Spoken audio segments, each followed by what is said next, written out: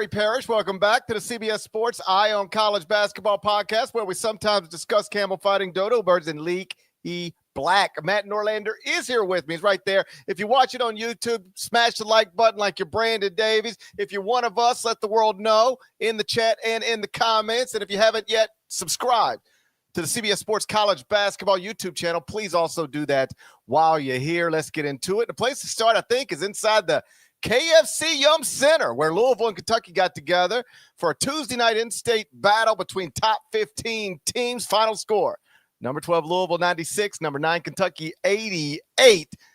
After taking over a program that finished 290th at KenPom in 2023 and 185th at KenPom in 2024 under a previous staff, Pat Kelsey has got Louisville off to a 3-0 start, featuring a big win over its biggest rival. Mikel Brown Jr. finished with a game-high 29 points. He's the latest five-star freshman to show out early in this season. Norlander, I know you were at Duke Army tonight. We'll get to that later. So I'm not sure how much of this you saw, but the truth is I don't think you had to see even a second of it to know it was a special night for a program and for that fan base. What'd you make of the developments in Louisville tonight?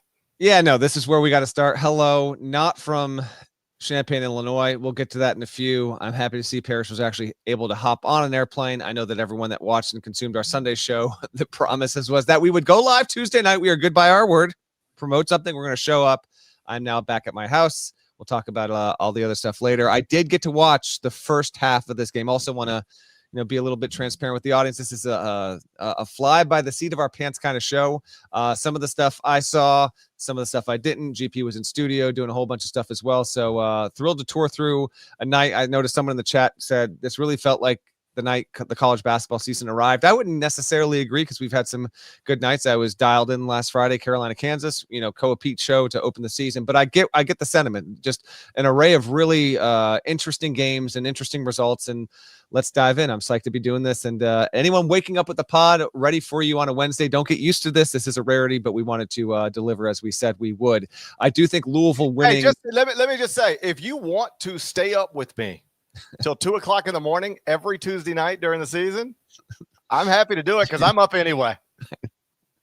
I don't know about that one. Okay, so I just wanted you to have to reject something. I want to be able to. I can't be. I want to be able to tell our bosses, like, listen, I told Norlander if he wants to go live every Tuesday, we could, but he's got kids and school and stuff, so whatever. But I was willing to die. I was willing to die for the Eye on College Basketball podcast. I think you're still going to be close to death at multiple points this upcoming season for sure.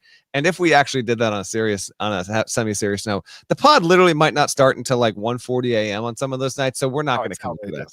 It's a nice schedule. Couple of takeaways on the Kentucky Louisville stuff. Yes, Mikel Brown Jr.'s performance is the next one, and for a great freshman, he's not a surprise going in, top 5 freshman coming into the season. Now he had his moment. Here's yet another one. I mean, they're just coming one after another. And the first half that I was able to see, and just so we're clear, I wasn't able to see the second half because I was at Duke Army and had to do some media availability stuff. And then obviously I wanted to scoot my way home and listen to Texas Tech, Illinois. We'll get to that in a few. But for Brown to do what he did, 29 points, 5 assists, 10 of 11 from the line. I know Conwell also had a really nice game, hit 4 triples. Louisville to announce its full-on return. Last season, you make the tournament, obviously a huge turnaround, but you beat Kentucky. You beat Kentucky in a situation where I know Kentucky and Louisville fans felt a little bit awkward that, they'd never played this early in a season period. They had never played the basketball game before the Louisville-Kentucky football game.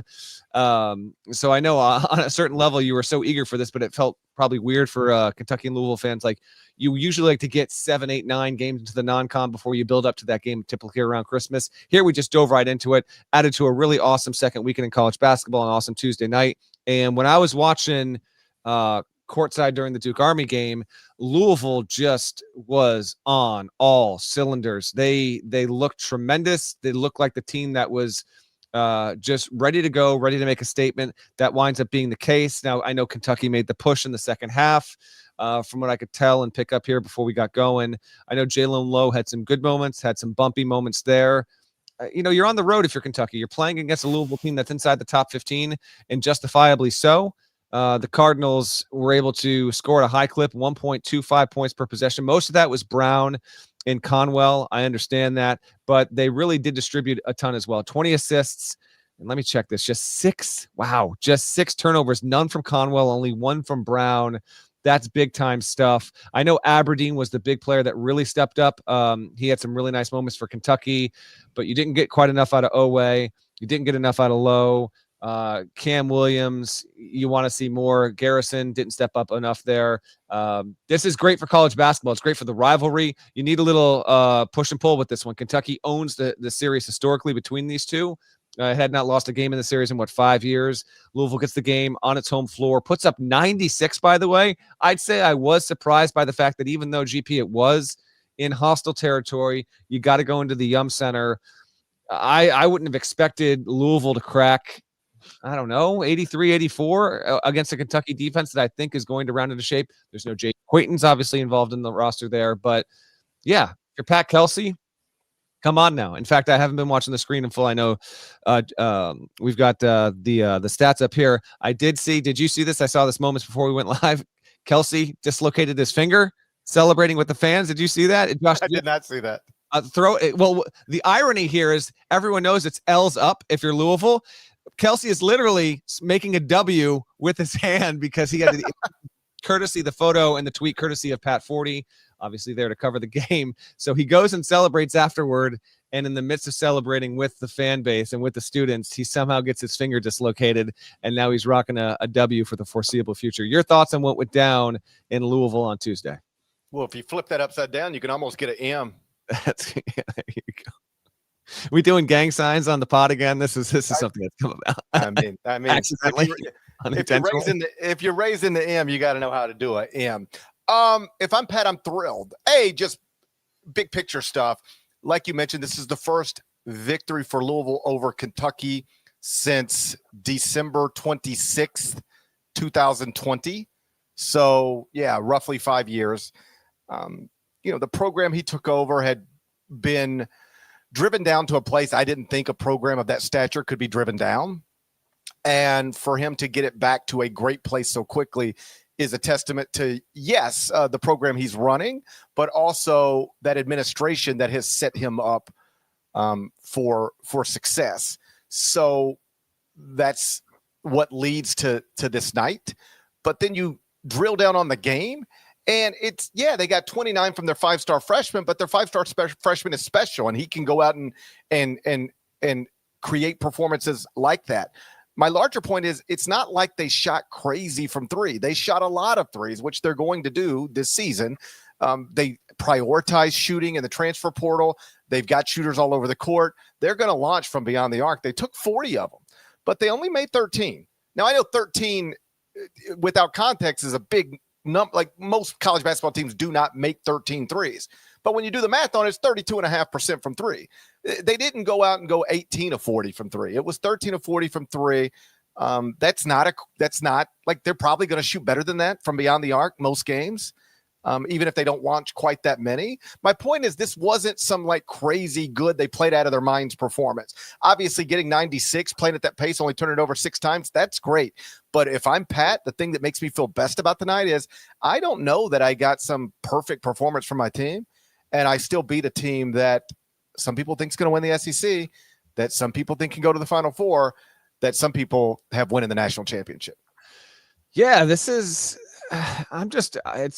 not giving a damn who wins and who loses the game. It's just refreshing that we had a Louisville, Kentucky game with a good amount of anticipation around it. I think generally in that state, obviously, that this game has been, Kentucky and Louisville fans have been jawing back and forth for months, and it's practically a 365-day thing. But to have a game like this, really entertaining. I know Louisville jacked up a ton of shots. We're going to see plenty of that. But then, like, for Brown to get his moment immediately, like, this isn't a situation where we're getting to the end of November and preseason top 5 rated incoming freshman. When's he going to have it? No, it's here. It was here in the first big game.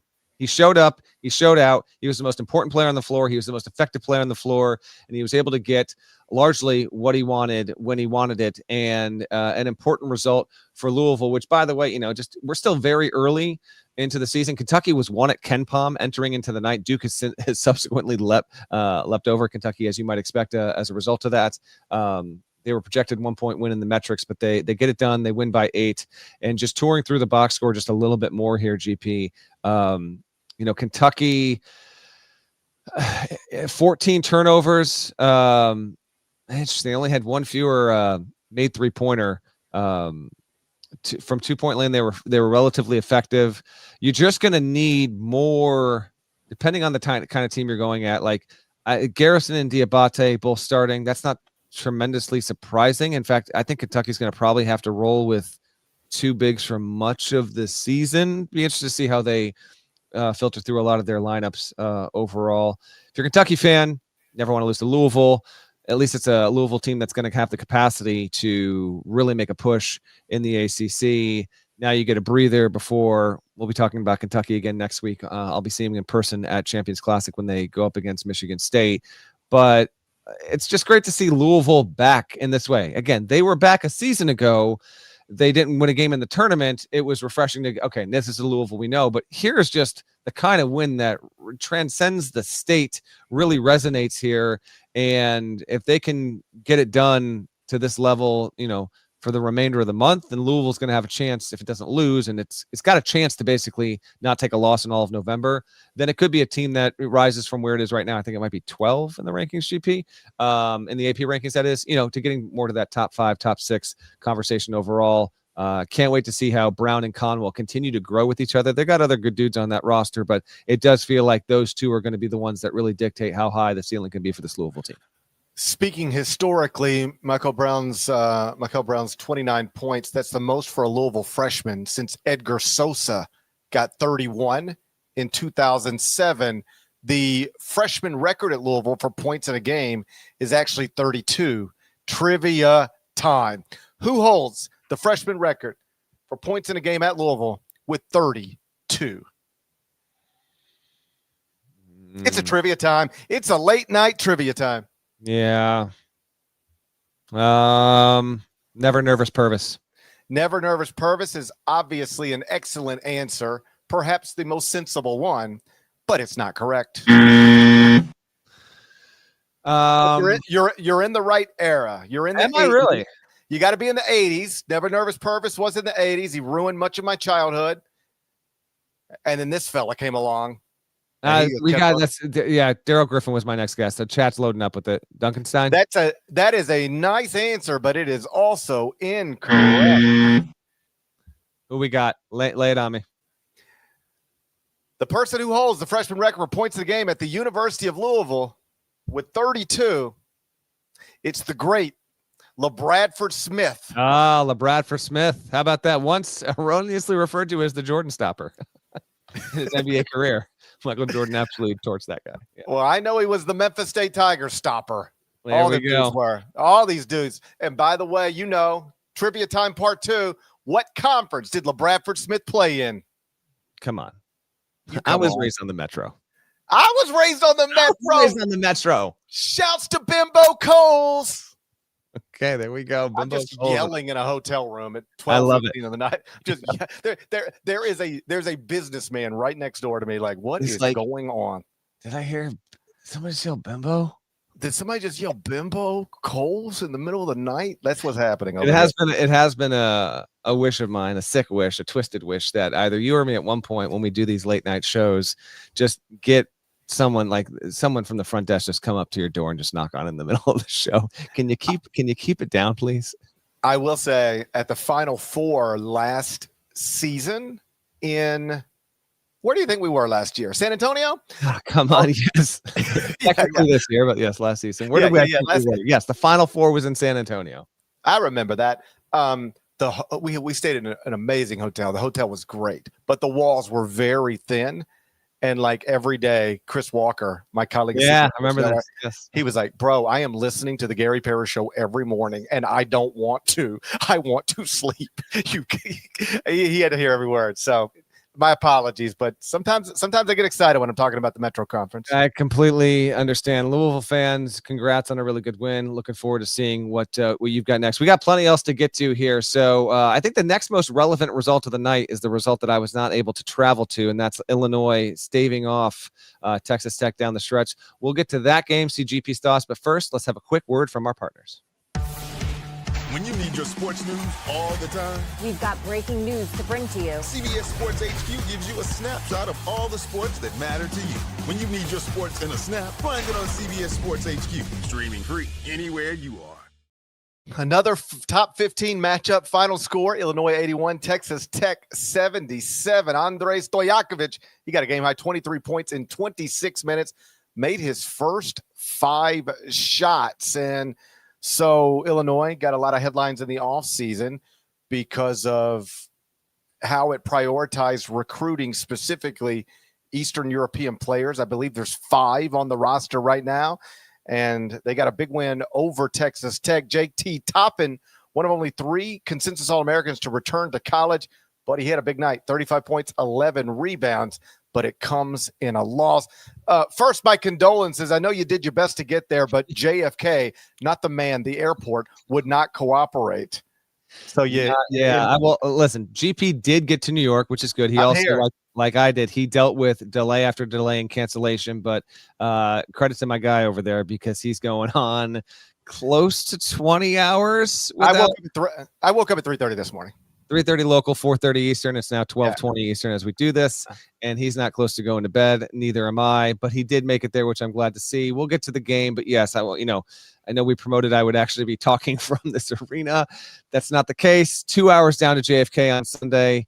A couple of delays. I turned the corner. I don't even get the alert on my phone. I was like, I had time to get a quick little dinner, and I'm about to go to my gate. I see this, woman, early 20s, and the look of despair on her face as she's looking at the screen. I'm like, oh, this poor woman, man. It's just brutal. You hate to see it. I turn the corner. It's my damn flight that's canceled too. My flight's canceled. I hadn't even gotten the text alert. I get ready to go down, and I'm like, all right, let me just go to the gate and make sure. I don't even get there because the Delta helpline is 60 people deep immediately. There's got to be 20, 30 people in the line. They're supposed to be on my flight to Indianapolis. At this point, it's 8:00 at night on a Sunday. There's no hope. I'm not, you know what? We're going to get to the game. The situation at JFK was a disaster. And the Delta help desk situation, that's for another time. It's late. We're going to keep it moving. But my God, I had to bail on the trip altogether because I couldn't be guaranteed to get to Indianapolis by before 5 p.m. alone on Monday with 2 flight stops. So it wasn't worth it. And that's why we bailed on it. Oh, okay. Well, let me compliment Delta a little bit. All right. I've got to compliment Delta a little bit. They were good enough with the text message updates that you never want to get delayed or canceled, but you'd rather it happen before you leave the house. So my initial flight Monday night was like 5:30 p.m. I knew I wasn't leaving at 5:30 p.m. by like 6:00 in the morning. I was already delayed. And then it was like to 6:30. But by like 2:00, they told me, okay, now it's 7:30. And then by like 4:00, they told me, okay, it's now 8:30. So I was delayed in total 6 different times on Monday. I got 6 updates. I had 6 different departure times at one point, the latest being 9:55, which would have got me to LaGuardia at 1:30 in the morning. And so I was just like waiting all day long to go to the airport, but I never actually went to the airport on Monday. I ended up going to my little guy's basketball game, and I was just like waiting on the text, and they said, you're delayed again, so I could finish watching that. Then I went to my other little guy's little program at school, and then I sat at a restaurant near the airport and waited. And I was like, I'm not checking my bags until I know I'm leaving. And then I was about to leave the restaurant like 15 minutes from now. It was time to go. Got the text, you're canceled, but we rebooked you 6:15 tomorrow morning if you want to do it. I said, of course I want to do it. So I got up at 3:30 this morning. I slept all the way to New York City, and I've been going full speed ever since. Good to see you. Good to see you too. I will get to Champaign one day, Illinois fans. I'm very, very eager to get there. It just was not meant to be here. And I missed what I wound up being a pretty damn decent game. Both teams shorthanded. Tomislav Ivisic being the most critical player not in this game, and Illinois wins even despite not having its key big man here. You mentioned Stojakovic, 23 points, had a key block to seal it late. I didn't see any of the first half of this game. Then I was driving home tonight, so I had it on the Bluetooth in the car, the old YouTube TV situation, so I was able to effectively listen for the entire second half. And close game, good win. Toppin was insane. I want to say at one point I heard the announcer say that he had made, I think, 11 shots in a row or something like that. And a lot of them just seem to be that just go-to baby hook, just unstoppable. The first team All-American campaign, even in a loss here for Toppin, is continuing apace. I mean, immediately. He finished with 35 and 10 in this game, tried to will his team over the finish line, just couldn't get there. Stojakovic, I know Boswell played well. There was I saw it in the chat earlier on. I know there was the controversial flagrant one that even gave Tech a chance near the end. Winds up not even mattering overall. Illinois gets the win. I thought an impressive and an important game for Stojakovic, who has had a good portal reputation the past couple of cycles and been just kind of a guy that's blended in. He's been a solid enough scorer, but he came up big in this one between him and Boswell. Merkovich also had himself a nice night.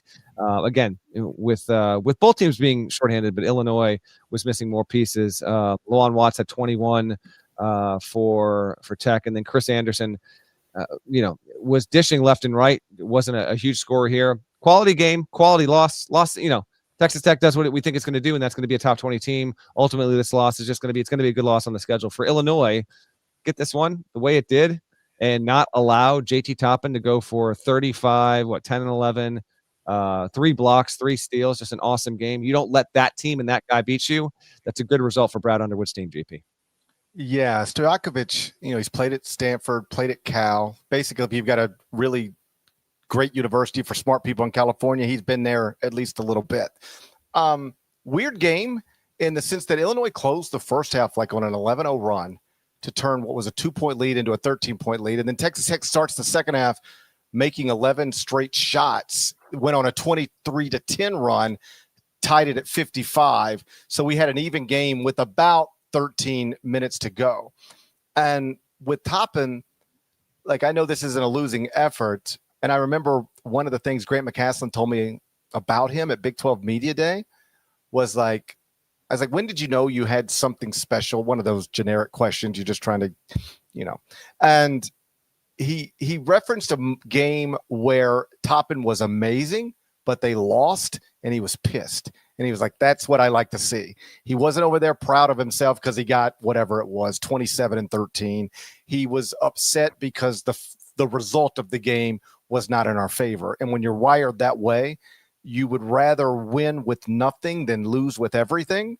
That's the kind of mindset you want your best player to have. I'm paraphrasing, of course, but that was the sentiment. And so I know Toppin is, probably not celebrating tonight, but 35 and 11 on 17 of 25 from the field. Mm-hmm. He missed the opener. He's played 2 games now.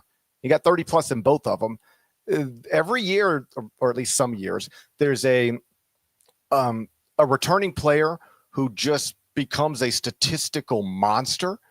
And Toppin, at least through the first week plus of the season, looks like he could be that guy, because when you're going 30 plus, I mean, he's averaging above 30 points per game so far. Small sample size, but he's looked special.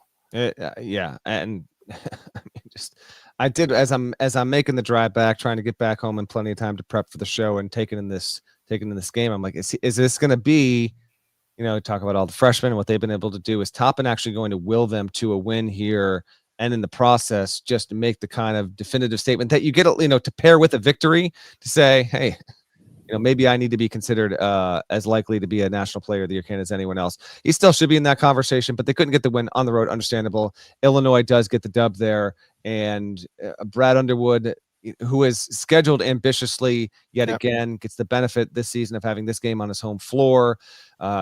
In a week's time, Illinois is going to play Alabama in Chicago at the Bulls Arena. So there's going to be plenty of opportunities here. They've got UConn the day after Thanksgiving. They've got Tennessee still to come. They've got Missouri in non-conference play. A lot of interesting games for Illinois forthcoming. I do think the offensive capacity for this team, I mean, the fact that they were able to do this, get 80 plus on Texas Tech, which I think will have some good defensive attributes on the whole this season, I thought was really important. I mean, Noah Visic in the game, and they still were able to do it. Wagler. I actually heard the play-by-play announcer. Don't know who's doing the call. He referred to him as both. I thought it was Wagler. Maybe it's Wagler. So I'll have to check in on the proper pronunciation. But I know the freshman who Underwood's been big on. At least he was able to have some good moments there as well. And he's starting. He's stepping into that role as a wing player, and he was important as well. I'm seeing the chat had another comment about the foul against Boswell. It didn't bite you. I wasn't able to literally like watch my phone as I'm driving because I'm driving. I'm not Somebody, you're not committed. You're not committed. I wasn't committed to that, and I wasn't committed to hitting the text chain back with you and some other folks as I was driving. But it was one of those situations where I'm hearing about it, but I can't like investigate the video. So I still, as we go live, I could, and then maybe I'm not on the podcast. So maybe ask yourself, what's more worth it? Me on the show now, or me getting into a car crash and getting to the hospital? Listen, I don't wish bad things for you, but I mean, it'd make for a good story. Yeah, no, it really. I mean, that would have a good story, not remotely. It'd be an interesting story, not a good one. It'd be interesting though. I could turn it into a good story. Please don't. No need. Illinois gets the win, 81-77. Congrats to you there. Any other thoughts before we bounce around the rest of the day? Well, on the opening day of the season, I updated the top 25 and one last time, I guess technically for the preseason, and I moved some things around just because I start doing this the day after the national championship game. I update anytime roster moves dictate it. And then I just sort of lock into where I'm at, and I'm pretty comfortable with it. I mean, it lines up pretty closely with the AP poll, whether that's because it's right or because it influences the AP poll. I think perhaps there's some truth to both of those things, but either way, I get locked into things, and then I look up as the months progress and things sort of slow down, and I'm like, I think I've got this team too high. That was St. John's, perhaps. I go, man, I think maybe I got this team too low. And so I moved a few teams up with no reason to do it other than I think I should move these teams up. And if this is going to be my final preseason ranking of record, I would rather it look a little more like this than a little more like that. My point being, Illinois is one of the teams I just moved up because when I talked to Brad Underwood about his team, when you take a fresh look at the roster and how it was constructed, what they brought back, what they added, all the stuff that it just looked like it was probably a better basketball team than I had projected it earlier in the summer. So I think I had them in the top 16 of the top 25 and one this morning, which is perhaps still low. They'll be higher when I update on Wednesday. Brad Underwood, once again, looks like he's got a really good basketball team at Illinois. Yep, deserving of a bump up. All right, we got plenty more to get to, including the result that I think might prove to be the most significant when we look back, say, a month or two from now. We'll do a Tuesday night, late night bounce around. But first, a rarity here, but I'm just trying to keep it moving. Let's get a word from our partners, a little break, and we'll talk about all the other games right after this. You can always count on Sundays with the NFL on CBS and Paramount Plus. So even if you can't count on accurate expiration dates, that is a rookie mistake, or people appreciating your fashion sense, Jim, the crowd is not on board here. You can always count on Sundays with the NFL on CBS, streaming on Paramount Plus. Glad we wear our good jerseys. Yeah. All right, Norlander, Kentucky, Louisville, we've knocked that out. Illinois, Texas Tech, we've knocked that out. Where do you want to go next? Well, I love when we don't do this often, but every so often we'll get a show where we get to a certain part and we just start flying blind. And I love it. We're going to go Creighton, Gonzaga. Gonzaga vaporized Creighton. Gonzaga is now 2 at Ken Palm after this 90-63 final. I did get a peek on some of this once I was able to get home, and then it was in a flash. It was a decent game, and then Gonzaga said, "See ya." Big time showing here. Graham Ike 20 points, 10 boards, led Gonzaga in scoring. Braden Huff put up 14. Adam Miller, who seems like he's been in college forever, 11 points. Mario St. Superi, 13 points. Freshman, gonna have to get it home. You got another freshman that's making an impact here. Gonzaga had this game at the Kennel, and Creighton just vastly overmatched. Gonzaga is likely underrated. GP. They beat Oklahoma last weekend, 83-68. They'll play at Arizona State on Friday. They didn't have any issue whatsoever at all with a Creighton team whose outlook is TBD. Seen in the preseason is somewhere between mid-20s to maybe mid-30s. I think they'll probably settle there. They're not there in the predictives right now. I know you've been doing a ton here with TV stuff, and I know you might not have gotten to see a ton about this. I'm just going to blindly ask you, and even if you don't know the answer, how high do you think you're going to scoot up Gonzaga after? I know you don't think you had Creighton ranked. I don't know. This is a big-time performance. I am fully ready to admit that I had Gonzaga too low. I had them like 19 or 20 overall. Probably should have been preseason top 10 by the looks of what they've been putting out there for the first week and a half. Yeah, I mean, I've got Gonzaga 20th as of Tuesday morning. I've obviously got to get that improved. Not just because they're 3-0, but they're 3-0 with 2 wins over top 60 KenPom teams by blowouts. Yep. And this one was more impressive than the first one. Creighton, I'd sort of gotten on the wrong side of some Creighton fans. I hope it's understood when we talk about fans, like Louisville fans, Kentucky, we never mean all the fans. Most fans, I assume, don't even know who we are, right? I mean, like if you take 20,000 people sitting in an arena, how many of them gonna like really even know what's going on? Yeah, right. I mean, no, it's not that, but it's like vocal fans. Those are the ones we're talking about. Vocal fans with Twitter accounts. We had gotten into these like dribble handoff questions where it was like, name a team in the top 25 that you don't think is going to make the NCAA tournament. And I'm like, well, the only team in the top 25 of the AP poll that I don't have in my top 25 one is Creighton. So I guess I'll go with them. And I was careful to say, it doesn't mean I don't think you're going to make the tournament. It just means I think you're the least likely of the teams. It's just exactly answered as asked, the least likely of these teams to make the tournament. And they didn't like hearing that, but here we are. And now I'm less sure they're going to make the tournament than I was maybe 2 weeks ago when I was writing that. But I think it does probably say more about Gonzaga. If I'm a Creighton fan, I hope it says more about Gonzaga than it says about Creighton. But the Zags, like they're doing it again. And, the whole sport has changed. Mark Few lost his most important staff member, but Gonzaga has not changed. It's still operating at an extremely high level consistently. And I know at one point, I'm not bringing this up for any other thing, but like you were like, will Mark Few ever be this close to a national championship again? Will he ever be in a position to get one? Like, is that over? And I understood where you were coming from. You weren't the only person whispering that or wondering that, but he has maintained his program in a way that not everybody assumed he would.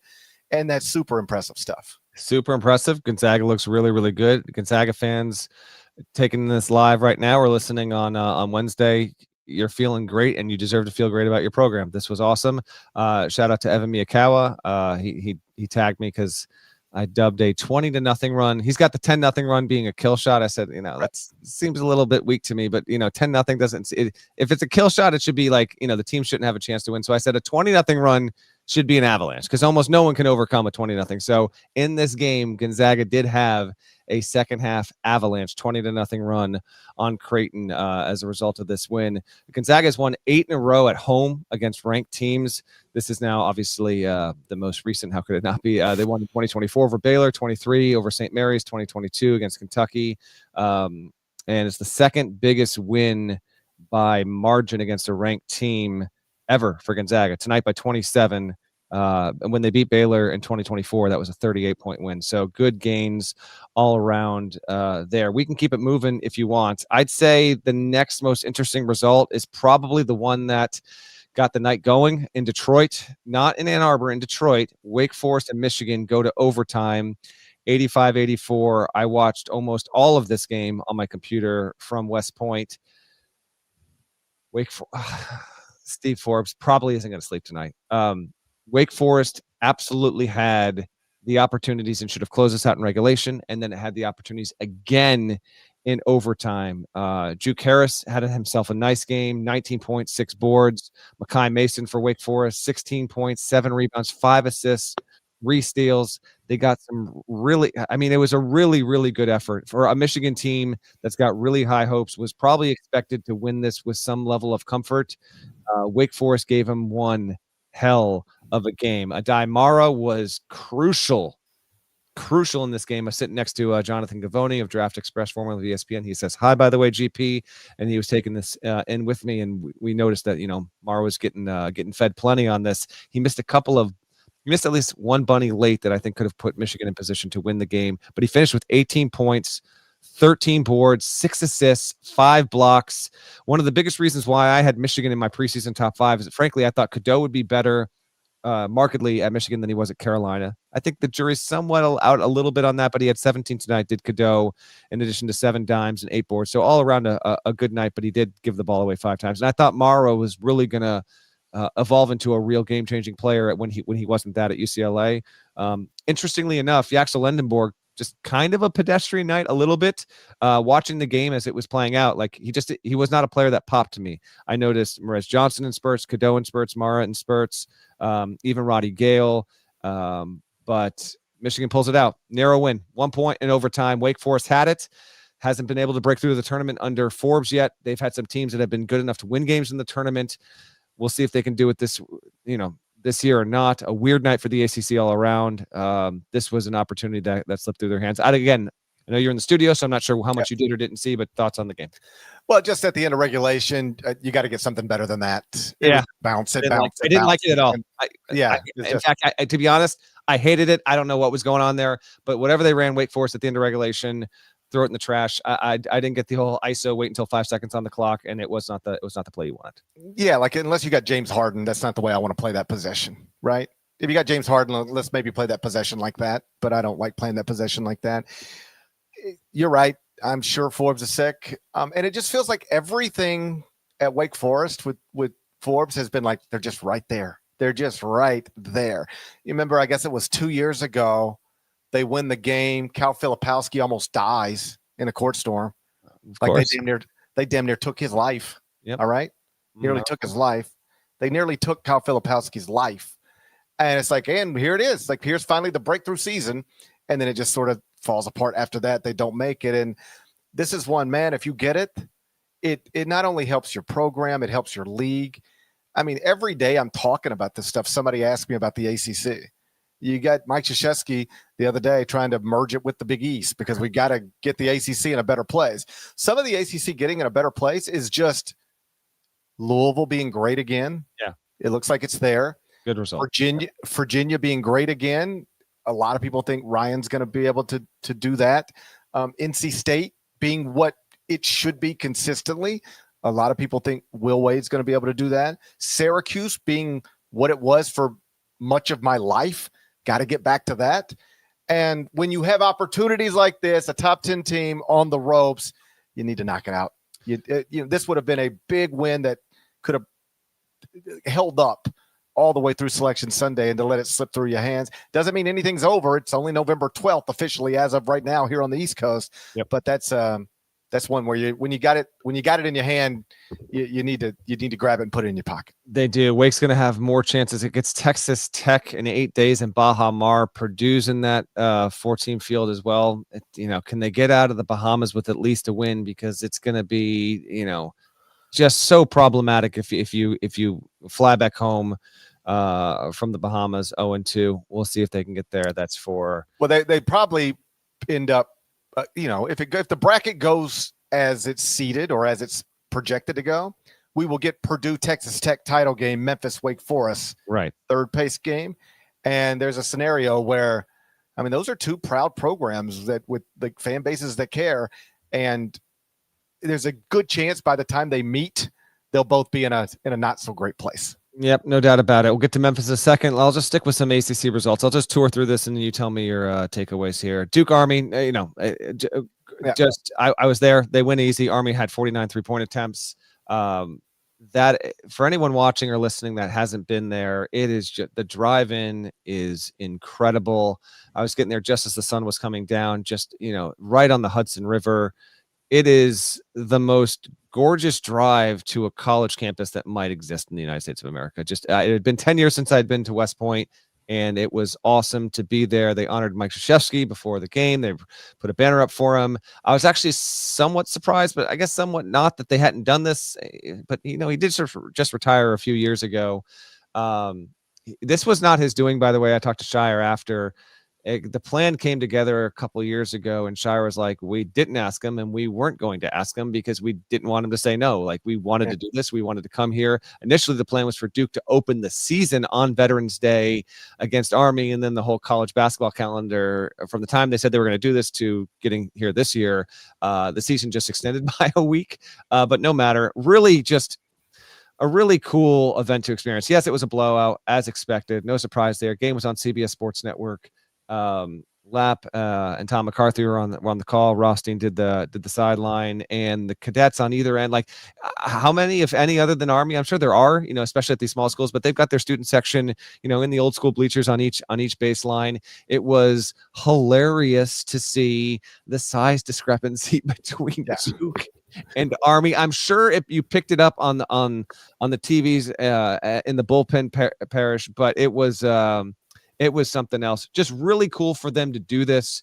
Shire raved about it. I went to New Haven last weekend, and Penn State went and played at new to D1 New Haven. And then under different circumstances here, Shire he goes and takes his team, and they play at Army, and they made it a whole trip. They did a bunch of stuff yesterday.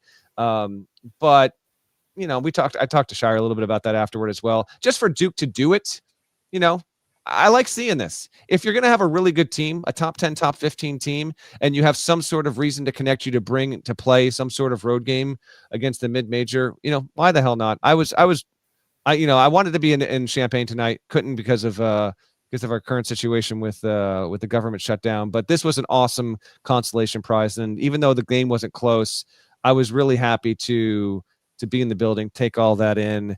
And I got to tell you, GP, Let's go. K is 78, and Come on, Duke. he's still looking.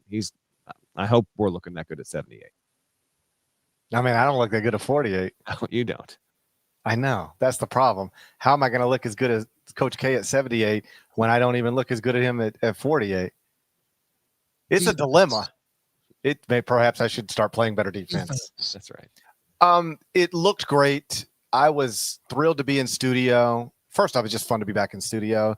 See, these are people that I spend the winters with every year and haven't seen them in a while. So great to be back in studio. Fun night on CBS Sports Network. We had an hour pregame show, and then we had Cameron Boozer and Duke on, and AJ DeBonsa and BYU on in back-to-back games. Now, down at the half. I missed that entirely, but it got scary for a second. We almost had BYU in the A block, but they pulled away late.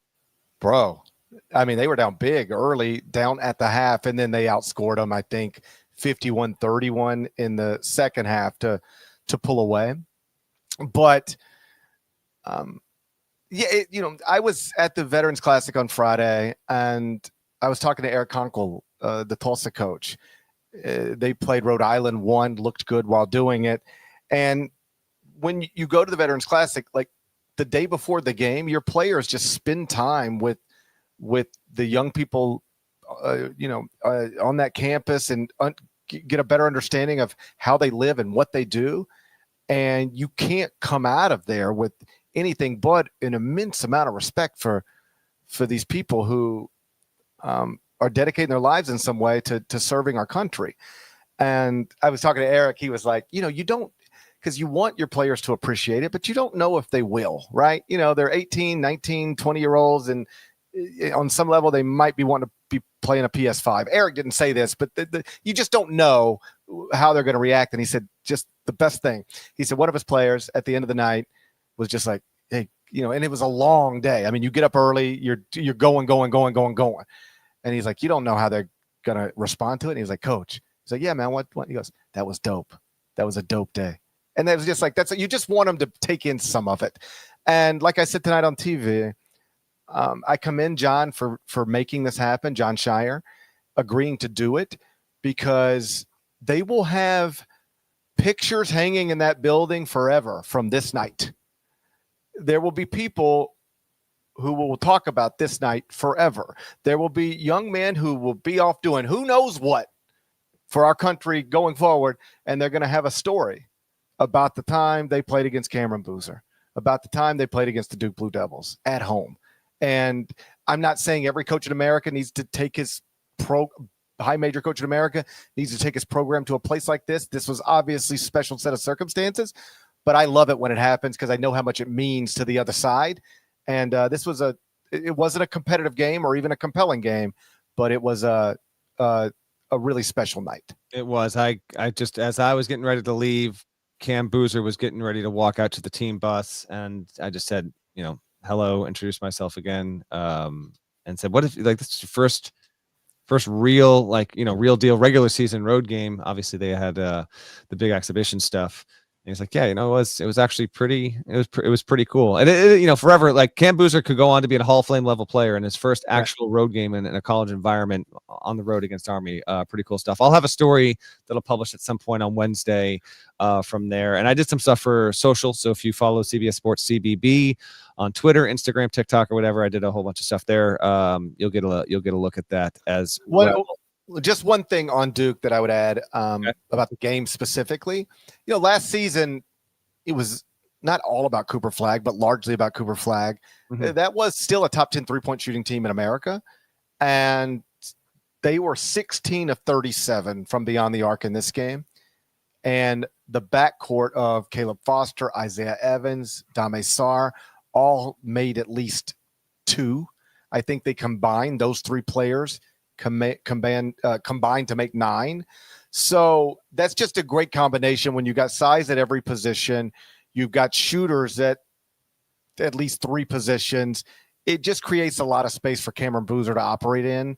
And so the early stuff we're seeing from Duke is pretty encouraging. To be clear, yes, I know it was 16 made threes against Army. That's different than against Louisville. I understand, but still 16 of 37. That's at 43.2%. That's a nice performance from John Shire's team. Keep it in the ACC. 2 more results. One is a yikesy. It might be the best team in its conference, but it's still a low major. Central Connecticut won in the final 5 seconds on a layup against Boston College. Not great at all. And then also in the ACC, Florida State almost pulled off the win against the reigning national champions. This game was at the O-Dome, 78-76. Florida wins. Full transparency, I did not get to see literally a second of this game, but I checked in with the Florida staff after, and understandably so, proud of the hard-fought win against a rival. Had a couple of these rivalry games, of course, on Tuesday night. Also of the belief that Florida State, widely undervalued heading into the season. Well, that may prove to be true. I don't know if it will or won't. But you got the reigning national champs that really got pushed to the limit here on their home floor after not winning against Arizona to start the season. Houk had himself a nice game. Boogie Fland. Chinliu had 10 and 16. So it seems like they got some good production out of some guys. I really wish this is the game that we're talking about that I wish I'd actually been able to take in. But even if I couldn't, I want to talk about it on the show because it's obviously a relevant result there. We will not do overreactions with Florida. I will just simply point out that they had a competitive game but didn't beat Arizona. And then they win by 2 against an FSU team that is not projected to be a top 10 or 12 team in the ACC this season. That could prove to be wrong. Luke Laux, year 1. What are your quick hit takeaways on what the Gators were able to do in narrowly dodging what would have been, a not good loss, obviously, if it had come to pass on Tuesday night? Well, it's not proof, but it certainly suggests that they're not just going to pick up right where they left off, right? Sometimes you talk about great teams like that, like they were great, they lost some pieces, but they added some pieces, and they're just going to continue to be great. This team can be great, but they don't look great right now. Lose a season opener as a favorite and then get pushed by a Florida State team that, to your point, might be better than we realized. I mean, Robert McCray, the 5th. I love it. The 5th? Hell 5th. Yes. I love it. I mean, AC Law. Yeah. AC Law thought he was doing something, trying to be the 4th. The 5th. We got Robert McCray, the 5th. The 5th. They had to make 5. But by the time we got to the 5th one, buddy, he got 29 points on 21 shots. FSU might be better, but still, if you are Florida, FSU might be better than we imagined. But if you're Florida, you shouldn't be getting pushed like this. Or at least they didn't expect to get pushed like this. So perhaps losing your backcourt from a championship team takes a little while to adjust. Boogie Flan, Xavier Lee is still getting comfortable, but Houck had 20 points, 13 rebounds. He seems to be just about everything the people who were excited about him heading into the season after what they saw down the stretch last season. He seems to be making the jump that a lot of people thought was coming. But if I'm Florida, I know they're ranked in the top 10 right now, but is that really one of the 10 best basketball teams in the country right now? Perhaps, but they haven't performed like it, I don't think. If you're looking at that box score on the screen right now, you'll see Fland, B, and Lee, X combined for 3 of 17 from beyond the arc in this game. My biggest reason that I did not put Florida in my preseason top 10 is I just had some skepticism over that guard combo being able to be 75% of what the 3-guard combo was last season, the best backcourt in the history of Florida. Maybe they can get there. I just wanted to see a little bit more of it. And through the first week and a half, they need a little bit more time to come together. A few more results before we look ahead and then wrap it up. Take it where you want here. 3 results. For Monday, Iowa State cruise versus Mississippi State. Really good sign for TJ Otzelberger's group. Mississippi State, as fun as it will be to see Josh Hubbard maybe have to hoist 30 times a night, they cannot do that and push themselves to a single-digit seed. They got plenty of time to try and fix this, but it's looking like Mississippi State might really have to be the Josh Hubbard show this season. I don't think that's a big picture winning formula, even if it might give us a couple of awesome performances by him. Good on Iowa State. No issues there. And then on Tuesday night GP, Memphis Ole Miss, didn't see a wink of it, but Rebels win 83-77 in Oxford. Close enough game for Memphis. I don't know if you can speak to that or not. And then Bearcats, they beat Dayton 74-62, home win for Wes Miller's group. Wes is on the hot seat this season. That's an in-state game. He was not afraid to do a home and home. Good on him for doing it. And then here getting the home game this season, Cincinnati gets itself a nice win and just dodges what would have obviously that's the kind of game where if you lose it, it's understandable somewhat, maybe, not exactly if you're a Cincinnati fan. And then that loss can really be a compounding thing by the time you get to mid-February. And you're like, damn, that could be the difference between having, a tournament worth of resume or not, because it's a tone setter. They get it. It's not an issue. Any of those 3 results you want to expound upon? Well, Memphis was competitive with Ole Miss down in Oxford. That's a beautiful facility, a great home court advantage. The Tigers got beat up pretty bad in their exhibitions. They lost both of them by 20 plus.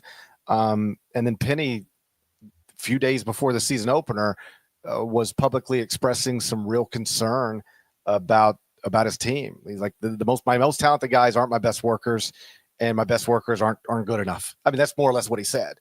Then they go out and they beat San Francisco, and so it was like, okay, that's a win over a top 80 KenPom team. Given where you were and what your coach was saying, take it. And but the schedule's just difficult. Like Memphis could be the best team in the American and still start like 6-6 against this non-league schedule. So they were competitive, but still take a loss in their first high-profile game of the year. There's a couple of more things from Tuesday that I think are notable for different reasons, and not really because of the results of the game. Like North Carolina beats Radford, who cares? But it's the first game since Trimble fractured his forearm. Yeah, that's actually a good note, GP. Accident? That came out, I think, Monday. Yeah, in practice. We don't know how long he's going to be out for. I did some Googles, but I did some Googles on it, and it ain't great. Yeah. I mean, it sounds like you don't even start thinking about it for 6 weeks if it requires surgery. And he reportedly had surgery yesterday. So no official timetable for a return, but a quick Google search. I don't mean to act like a doctor, even though I am one. I fractured my forearm before. Granted, I was 13. I think it took me longer than 6 weeks to be on the comeback there. So I fractured my arm when I was 12, and I think I was out for like 4 or 5 years. It felt like. All right, there we go. GP, you heard it from GP. Seth Trimble's college career is over. But it's just like, I know you were dealing with airport messes on Sunday, but me and Cal Boone were here, and I was just like, if you're North Carolina, you've just got to feel beat there. Maybe if this is, I was talking to you about it earlier in the week. I don't know. I get it confused. But it was like, if you're North Carolina, you come into this thing, you're borderline top 25 in most people's eyes. Your coach is on the so-called hot seat. where's this going? And then you get an incredible performance from your 5-star freshman in the first big game of the season against Kansas. You got to feel pretty good about things. And then this happens. I mean, this is your third leading scorer and your third leading rebounder, and you're going to have to play the bulk of the schedule at the very least without him. And then even if he does come back in 6 weeks, 8 weeks, 10 weeks, what does that even look like? I mean, that's a long time to not be playing basketball. It's a long time to not be using your arm the way basketball players use their arms. Agreed. Let's wrap with a little look ahead here. I've got the schedule. Well, I was gonna say there's just one more. Oh, what is it? I mean, you might not even know that. I'm not trying to catch you, but like Darren Peterson did not play tonight for Kansas. You know what? I saw that very, very briefly, and then I got taken away to something else. Do we know the deal there? What was that about? Bill Self, I read that Bill said pregame that it was a combination of cramps and the stomach bug. Might just be one of those deals where you're playing it safe. I saw some fans on social media, like, people can get panicky, particularly with elite NBA prospects.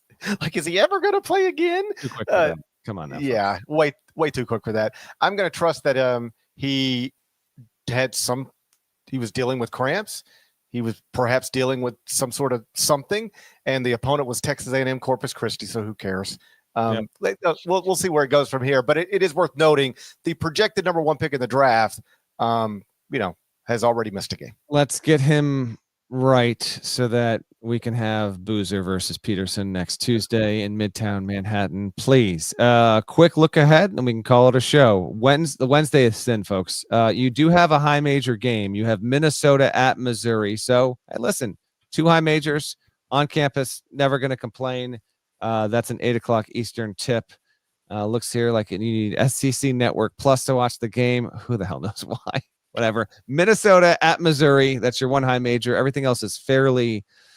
There's a couple of big time teams playing, but it's just they're not playing against legitimate competition. Thursday is where we dial into the big boy game. But before that, we've got Cal at K-State on CBS Sports Network. Check into it. GP and I will be doing another halftime show for CBS Sports Network. So if for no other reason, watch for PJ Haggerty and watch for Gary Parrish and Matt Norlander. Backyard Brawl is going down. Pitt at West Virginia. Like to see that, obviously, on Thursday. And then the big one, number 8 Alabama against number 2 Purdue. Alabama is hosting this in Tuscaloosa. That's a 7 Eastern tip. So we will frankly, I can't see how we could start our show on Friday with anything else but a reaction to what Purdue and Alabama give us here. Top 10 matchup, and can't wait to see how this one goes down. These teams met last season. Purdue won the game in West Lafayette. They won by 9 points. And then I wanted to say these teams have played 3 years in a row. Yes, because they had that really awesome neutral site game 2 seasons ago. Purdue won that one as well. So Purdue looking for 3 in a row against the Tide. It's a big time Thursday matchup in the midst of what's obviously an awesome week for a ton of ranked games. Yeah, that'll be awesome Thursday night. And you're exactly right. I can go ahead and promise you, unless something crazy happens in the sport, we will be opening Friday with Purdue, Alabama. And I think I'll be operating on a few more hours sleep. I hope at least. Think you can. That's a show. I hope at least. Let's get out of here. Shouts to Devin Downey. Shouts to Chester, South Carolina. Shouts to Terry Teagle. He's a legend. Huck Larnell. Thank you guys once again for watching and listening to the Eye on College Basketball Podcast. If you're not subscribed, please go subscribe anywhere you subscribe to podcasts, Apple, Spotify. There's more of us than there are of them. That should be reflected in the comments. So do that. We will talk to you again on Friday morning. Till then, take care.